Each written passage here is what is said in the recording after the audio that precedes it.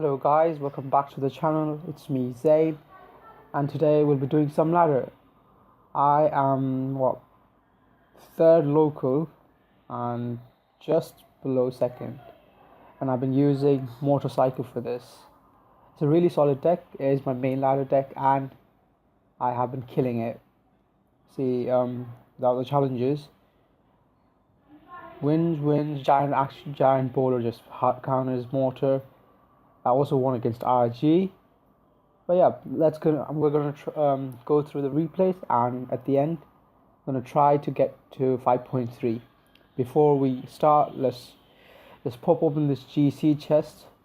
Gold, rocket. I really need rockets. Musketeers, elixir collector, dark goblin, tombstone, balloon. Wish it was something else. Same thing. Fire spirit's nice. Bombed her. Minions. And it's a legendary, boys. Let's see. What do I want? Electro Wizard or Miner? Please, Electro Wizard or Miner. Electro Wizard or Miner. What is it?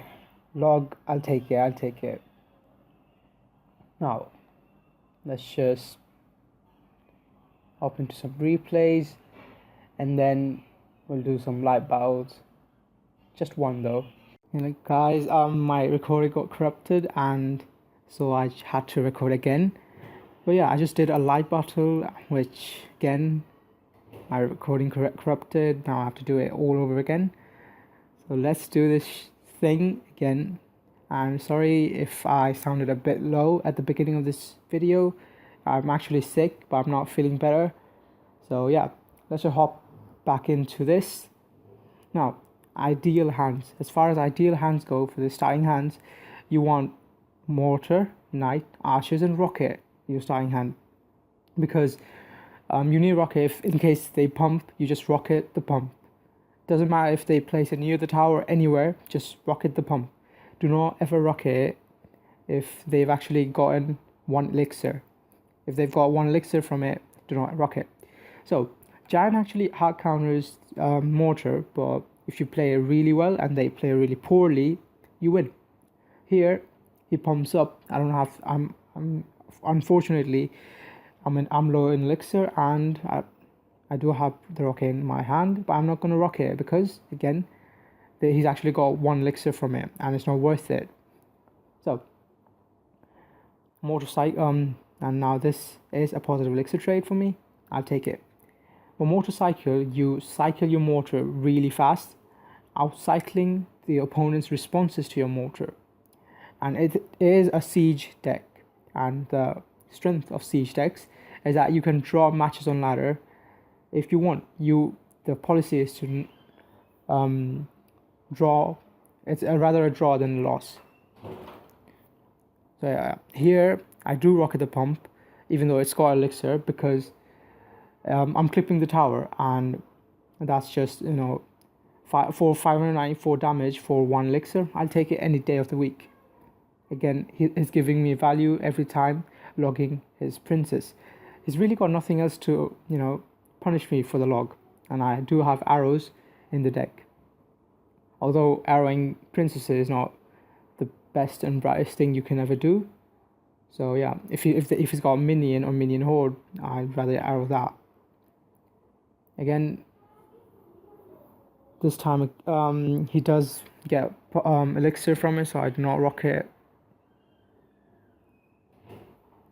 At this point, I was going to go for a draw, but I know for a fact that he doesn't have Giant in cycle,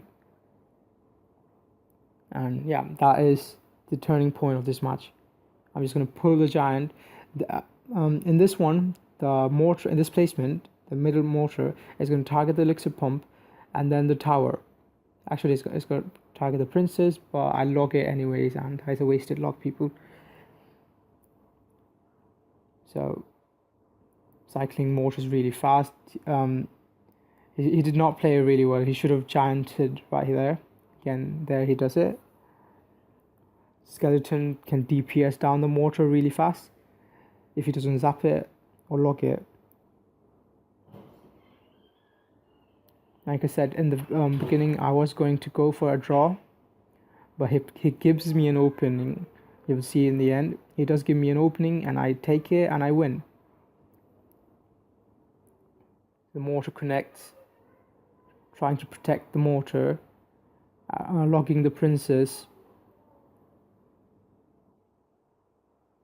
So here, he's overwhelmed, and my prediction arrows for the minion, because I do know he's got minions for the night. And yeah, that is a dub.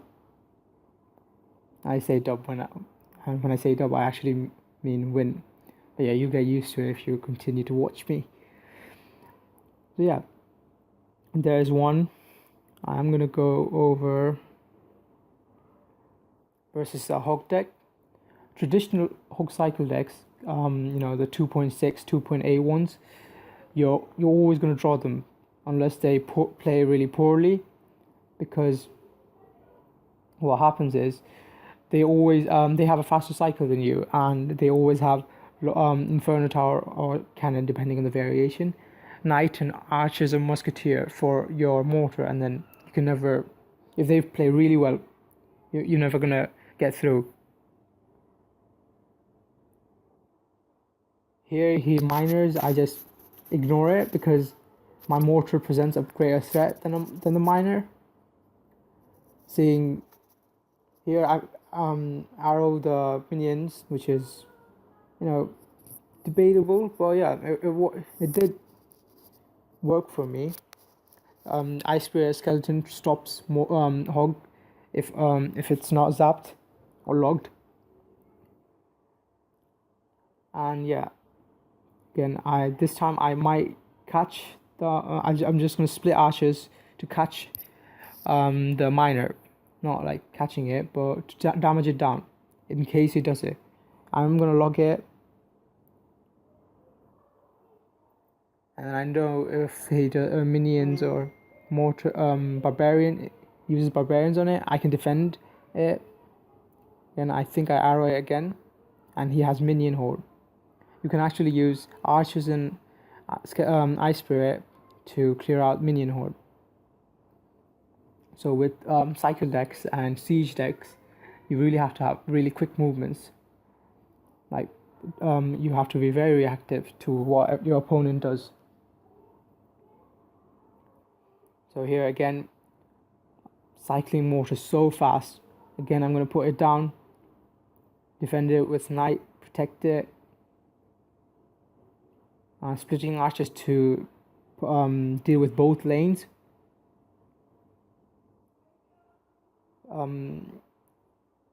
This time I'm not going to arrow it, I'm going to Ice Spirit. See, always staggering, which is actually just spreading out your units so you don't give spell value. And knowing when they've got certain cards in cycle, like if they've got log in cycle, I'm not going to be doing what I'm doing at the back. Always arrowing minion horde. Why risk it? Because the skill horde is going to take your tower and not let if untouched and just ruin a mortar push. Rather safe than sorry. That is the motto of mortar decks and siege decks in general. Here you see cycling mortars really fast, archers to protect it, skeletons if in case a hog comes, and logging the princess. Here I know even if I let the hog go through, it's not going to take a tower. It is certainly not going to take a tower. And yeah, this is 800 something damage is in spell cycle range for this deck.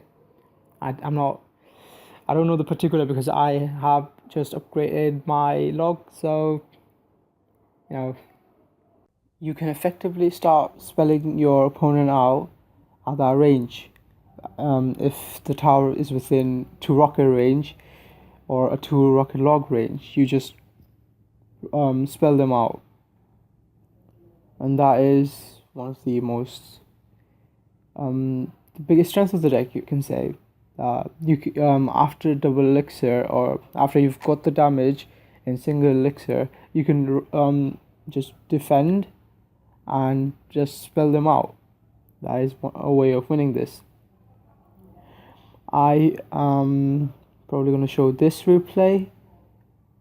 and then just give some general tips for more ladder in general, and end the video because Asher already did a live out, but I don't want to do it again in case I lose trophies. So starting out, always the best play is to split archers.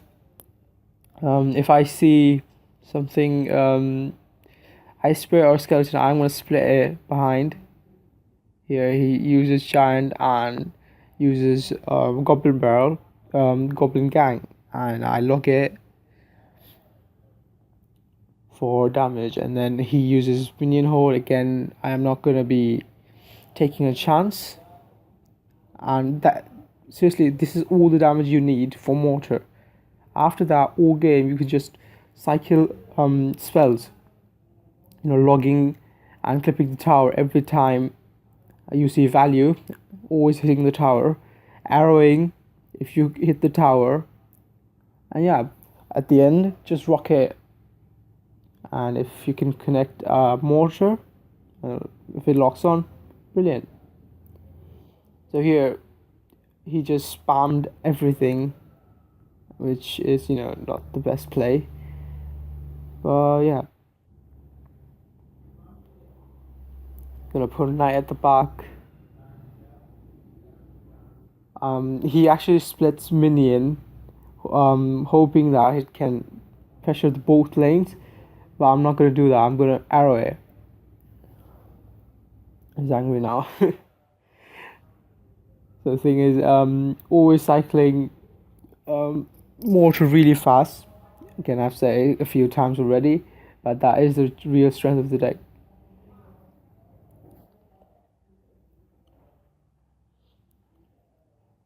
Here he fireballs. These are very bad archers for me, but my mortar does get a lock in.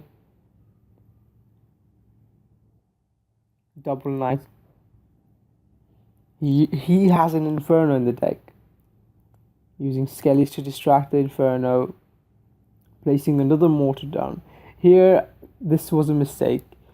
After I take the tower, I go for the other lane, which I shouldn't have done. What I should have done was place the mortar down in the middle and just defend. Because I'm so far ahead, I do make it and take the win. But yeah, see, he wouldn't have had this much damage, and I also make some mistakes placing the archers and ice spirit down. Yeah, don't take chances, defend when you can just defend and take a win. For the last replay, I am going to be showing this versus a royal giant. I'm going to be actually fast forwarding this. So against royal giants, it's usually, you cannot always draw versus royal giant. You can also win it if they don't run furnace or tanks like knights. You can win it. What you do is you wait for them to play the royal giant. After you've defended the royal giant with your mortar, you can do it, and then because you have such a fast cycle, you're going to be back to another mortar, and they're not going to have royal giant in cycle to defend your mortar, and that is how you win it. And you lock the royal giant, clip the tower, and eventually you might get in and rocket range with some chip from archers and knight. If you're not into that, just go for the draw, because royal giant can be annoying to deal with this deck. Here he is running royal giant and hog. I think I'm going to be commentating this part. In double elixir, you can rocket anything that is 3 elixir or more for chip damage, because mortar is really good at defending ground. Unless it's a lava hound or bridge spam, you can actually defend most ground based attacks really well. Here, the whole game has been downhill for me, and now I realize that he doesn't have any direct damage. You can see I can actually card counts and then card rotation, and also know when they've got things in cycle. This is something you pick up after you play the game so much. So let me know if you want to see a video on learning card rotation, knowing learning card rotation, counting elixir, stuff like that. Because it's not easy for beginners, but it is something that after you pick up after you played a bunch. So here, this is rocket range. I rock here an ice spit to hold the RJ in. So guys, some general tips for ladder to do well in ladder. You should always use decks that are commons and rare based, and play really patiently, because on ladder people can run anything, and you don't know the meta, because ladder has a different meta than top ladder and tournament play. So do not be over aggressive at the start, like giant graveyard. This usually is a bad play. So just take it slow. Learn your opponent deck, his win condition, your counters to his win condition. Always have that in your hand, and play effectively, like efficiently. Just keep throwing things. Think about what you're doing, and you win. And learn to draw. Although it sucks to draw and not have any trophies gaining from it, learn to draw. It's better than having losses. And take breaks. This game is rigged. Matchmaking is rigged. After every 3-4 games you win, you almost always gonna get hard counters to your deck. And changing deck isn't the solution, because you're just gonna get really mad when you change the deck, when you lose and change decks, and you're not really comfortable with changing decks, and you're gonna lose. So take a break when you lost 2 matches, and enjoy the game, play it, and it's all fun, man. So let's just open the giant chest. I've been having so much technical issues. It's really annoying, but guys, thank you for watching. I am sorry that I have not been able to show you a live battle, but maybe next time. And take care, guys. Thank you for watching.